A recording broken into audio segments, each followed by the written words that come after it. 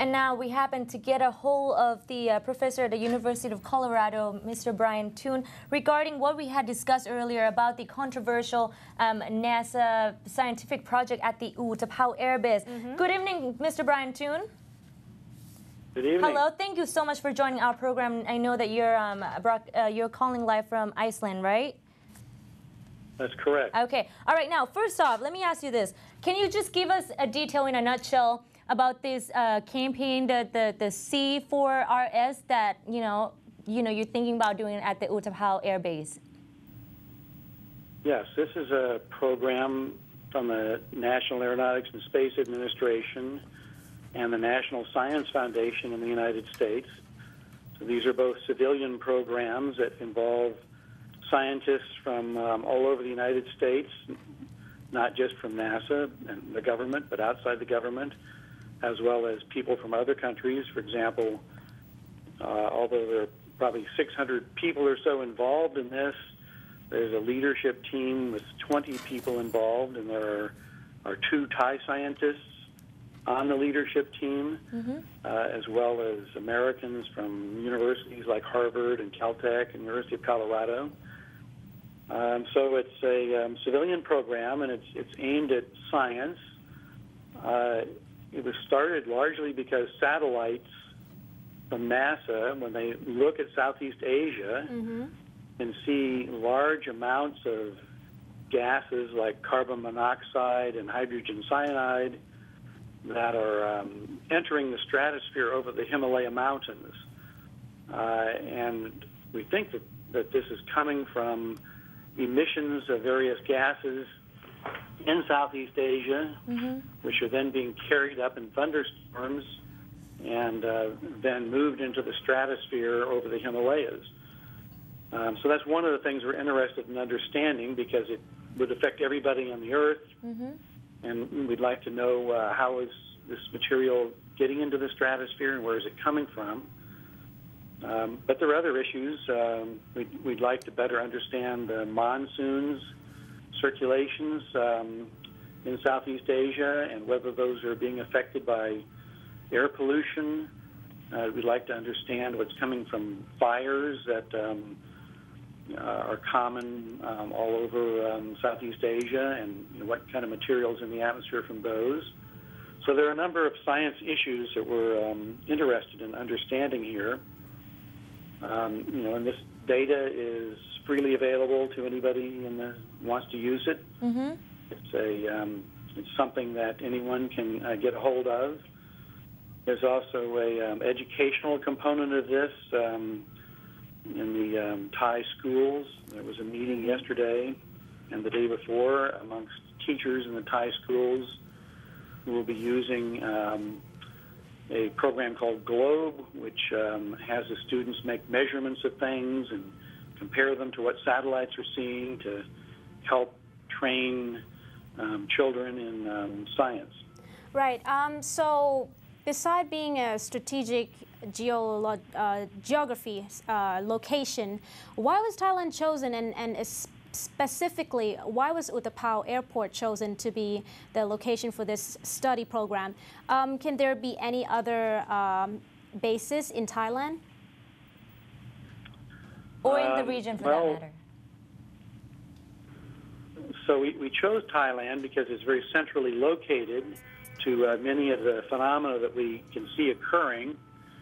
And we actually originally thought of another airport in southern Thailand, but these are very specialized aircraft that we're using here. There's 4 airplanes.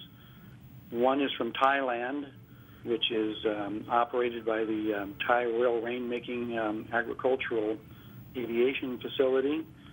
And then there's an airplane from the National Science Foundation in the U.S. It's like a large business jet. And then there's a DC-8, which is like a commercial airliner. And then there's a ER-2, which is a very high-altitude airplane that is very fragile and requires long runways and special facilities to protect it from the weather. So anyway, Utapao Airport has very large hangars and long runways. And so it was chosen because of its ability to house the airplanes and to operate them. Right. Now, Mr. Toon, have you or has the campaign sought a permission from or a cooperation from any governments related in this region at all? Oh, yes. One of the NASA program managers, Hal Mehring, was there in Thailand and in Southeast Asia for a month, and has visited numerous scientific organizations in Southeast Asia, not just in Thailand, but in Indonesia, Malaysia, Vietnam, Nepal, the Philippines. So there are other scientists, certainly from Malaysia and Indonesia and Nepal, who are involved in this mission. And the Thai Congress has been asked for permission to have us visit Utapao Air Base for 2 months in August and September. So we've asked permission from the Thai government to do this. And have, as I say, involved Thai scientists in this project already. So there are Thai scientists on the leadership team that are helping to plan the mission. So we've spoken to various levels of government, from the Prime Minister and the cabinet in Thailand to the scientific organizations and down to individual scientists. Right. Now, what has been the feedback, though, talking to numerous government officials, as well as have you or the campaign and the government, related agency come to a conclusion, or have you reached any sort of agreement at all? Well, I'm not a NASA official. I'm a university professor. So I'm not really the person who's making these governmental contacts. I know that we're still waiting for the Thai cabinet to make a decision about whether we'll be allowed to use the base or not. So as far as I know, no decision's been made by the government in Thailand. Right. Professor Toon, there is inevitable for there to be a concern that this project may be turned into use as a military project. Can you confirm on this report or not? Sure. Well, NASA is a civilian agency, and it has nothing to do with the Department of Defense. So this is a project from NASA, which operates spacecraft, and the National Science Foundation, and it has no connection to the military. And our aim here is to only use this air base for 2 months for a single time. And wait, you say 2 months? Is this for 2 months? In August and September. Oh.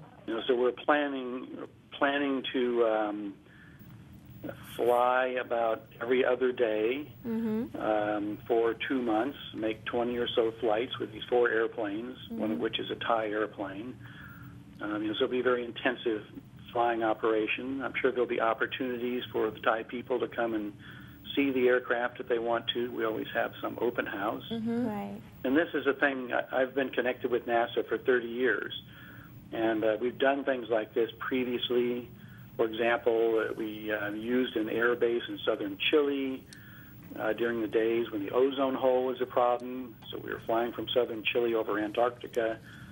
We went there once. We stayed there for 2 months. We understood what the ozone hole was caused by, and we did not go back. So it was just a one thing. We've also done the same thing in Sweden and in Norway, looking at Arctic ozone loss.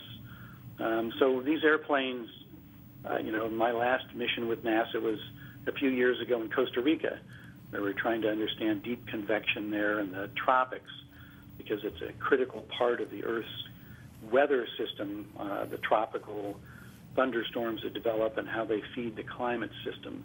Right. And there's a lot of thunderstorms in Costa Rica. So we've done this many times in different parts of the world with these same aircraft, and we're not staying in any of those parts of the world. It's a temporary thing. And, it often brings cooperation between scientists in different parts of the world. So for example, some of the Thai scientists, like Narusara Thongbong Chu is one of the people involved in this, and she's participated in other NASA field programs in the past in other parts of the world. So, there are Thai people who've become involved scientifically with these kinds of missions and participate in them even outside of Thailand. Unless the Thai government, okay, so you're saying if the Thai government gives the green light to this project will be launched as soon as August, am I correct? That's correct. Our plan is to have our, so there are a very large number of people involved in this. So there may be as many as 250 people at a time there to operate the airplanes, look at the winds and the meteorology, tell the planes where to go, and to make the measurements. What if the first people? Sorry, go ahead. Go ahead. Okay, but what if the government says no, though? Well, if the government says no, then we won't be able to come, and it'll be very expensive, for us to have to withdraw from that. And there's probably no other place in Southeast Asia from which we can really make these measurements. So we will, simply lose some piece of knowledge about how the world works. Right. Well, August is only around the corner. Is there any timeline or time specification that the government needs to answer NASA by? Well, we're certainly hoping that we can get a decision from the Thai government in the near future. Hopefully, it's not a clear deadline, but we would certainly, we understand the Thai cabinet meets on Tuesdays every week. Right. We would hope they would be able to consider this in one of their upcoming meetings. Right. All right. Well, Mr. Brian Toon, thank you so much for taking your time to answering us all these questions that have been the insights. Exactly. We really need this clarification. Thank you so much. Sure. Well, thank you, and I'm looking forward to visiting Thailand. All right. Thank you. Have a good night.